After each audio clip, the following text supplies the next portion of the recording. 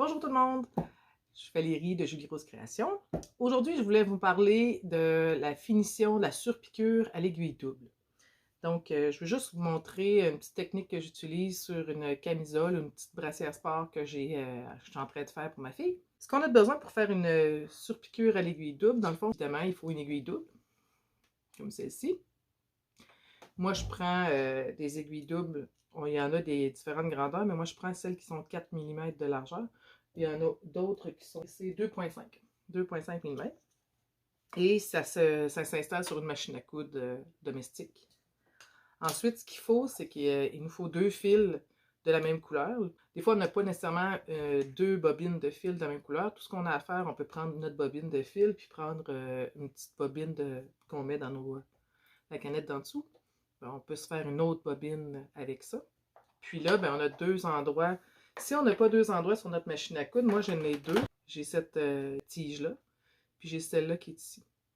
Fait que ce que je fais, c'est que j'en mets une ici, et je mets l'autre à cette place-là.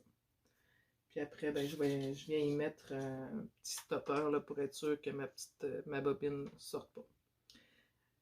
La façon que je fonctionne après, c'est que je prends mes 2 fils en même temps, procède à mon enfilage comme d'habitude. Je passe par les 2 fils en même temps. Je fais tout mon petit chemin pour arriver à mon aiguille en bas. Je vais mettre aussi en dessous la même couleur que mes 2 fils du dessus. Et je vais installer mon aiguille double, évidemment. Donc, l'idée, c'est que, je vous montre mon petit projet, c'est que, mettons ici, là, je suis venue coudre à la surjeteuse mes 2 morceaux ensemble qui sont là. Donc, ce qui arrive, c'est que sur le dessus, ben là, je voudrais me faire une surpiqûre ici sur le bas de mon vêtement. Donc, ce que je veux faire, dans le fond, c'est que je veux venir coller cette couture-là que j'ai fait, là, qui est la surjeteuse.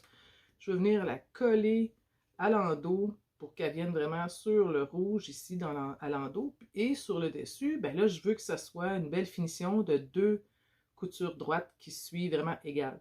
C'est à ça que ça sert l'aiguille double, c'est vraiment d'avoir une belle couture, comme si c'était en fait en magasin avec les recouvreuses commerciales, etc. Puis on prend une aiguille double parce que ici c'est un tissu extensible que j'ai. L'aiguille double va venir faire un zigzag sur le côté envers et 2 coutures droites sur le dessus.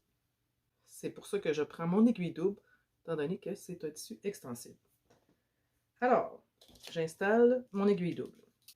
Pour l'enfilage, j'ai pas de... C'est pas obligé d'être soit une ou soit l'autre, qui soit absolument à droite ou à gauche de mon aiguille, ça n'a pas vraiment d'importance. Ensuite,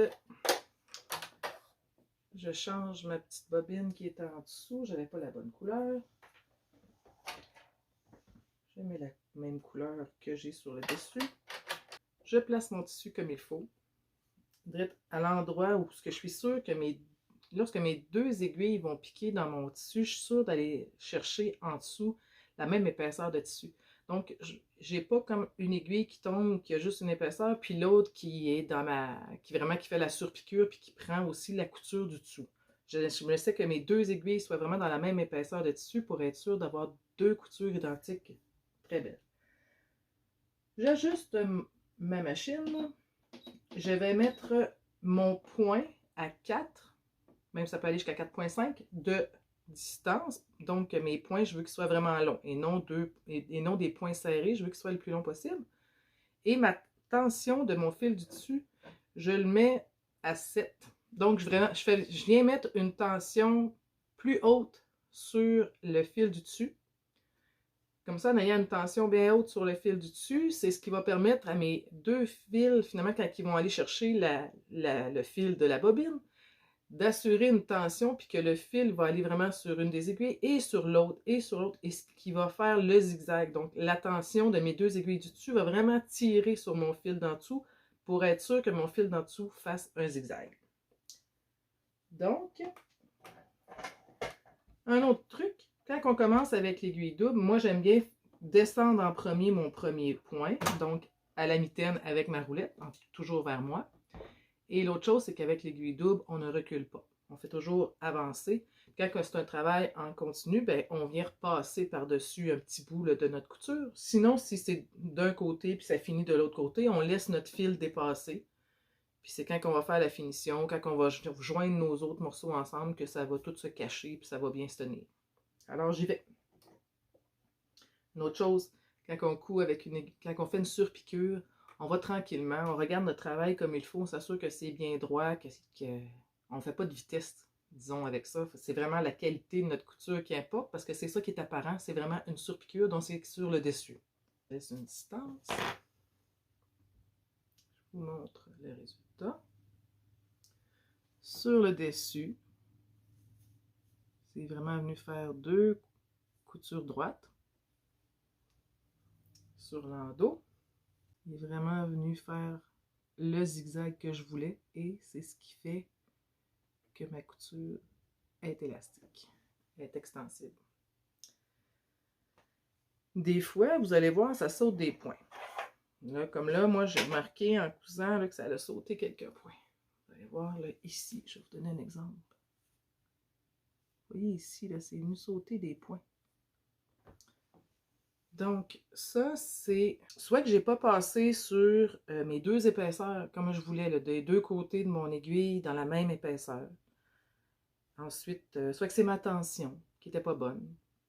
Il y a différentes raisons pour ça. Donc, quand vous commencez et que vous faites des surpiqûres comme ça à l'aiguille double, l'important, c'est de faire des tests. Puis aussi, ben, c'est beau d'être autocritique, mais des fois, ben, si ça vous convient, c'est pas grave, c'est bien correct comme ça, puis on est capable d'accepter notre travail tel qu'il est. Donc voilà, c'est ce que je voulais vous montrer aujourd'hui, comment faire une finition sur un vêtement avec une aiguille double. Merci, bonne journée.